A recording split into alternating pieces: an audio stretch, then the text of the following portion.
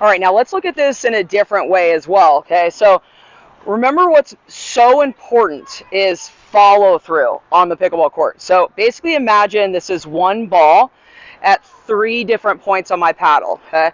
So when I'm going and I'm taking that ball off the bounce, okay, so let's say here's my bounce, and I'm pushing forward. So see the length of my paddle, okay? So that is important to creating swing speed and generating more acceleration with your paddle, but also your legs. Okay? So what we kind of are talking about is mid-court, reaching the ball off of the bounce, more of a defensive. Now let's talk about how to turn that into an offensive situation. Okay, so let's expand the visual. First, so I am 5'5".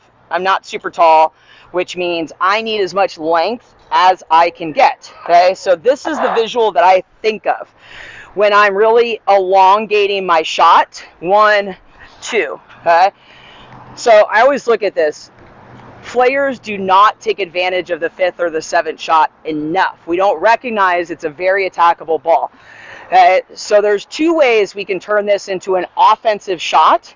Okay, over making it just kind of a defensive or neutral shot that's kind of getting me to the line. So I even like doing this self-feeding. A big reason why I like to self-feed. I'm in control. Okay? I don't have to worry about anything else. I don't have to worry about that.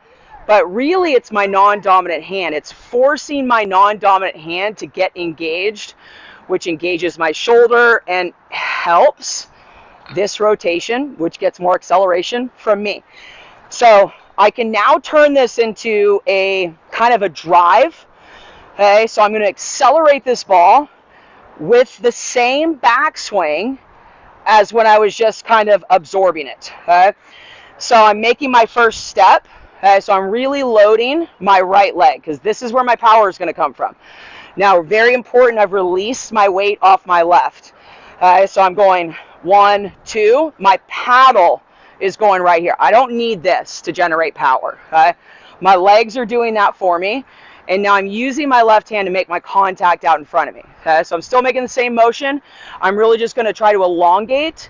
But I'm also going to accelerate from my right to my left. So I'm really pushing off more from this leg. Okay? So 1, 2. Okay? So I've expanded my swing speed. And notice I'm actually kind of jumping a little bit. Shouldn't say jump, but that's essentially I'm going from my right to my left. So I'm loading, exploding. Okay? So that explosiveness is where my power is going to come from, but also it's adding to my topspin. Okay? Now let's look at it like a volley. Okay?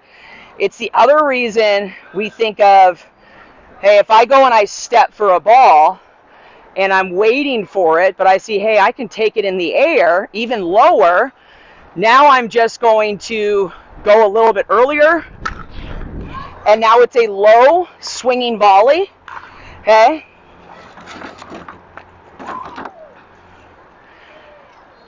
So now this is why this first step is so important, because if I step and then I step with this foot, I'm locked into this position.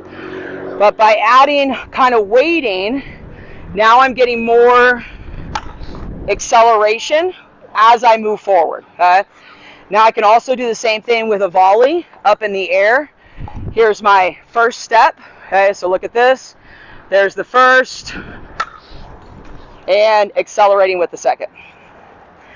So my hands can kind of move together here and forward. So I've heard all sorts of things.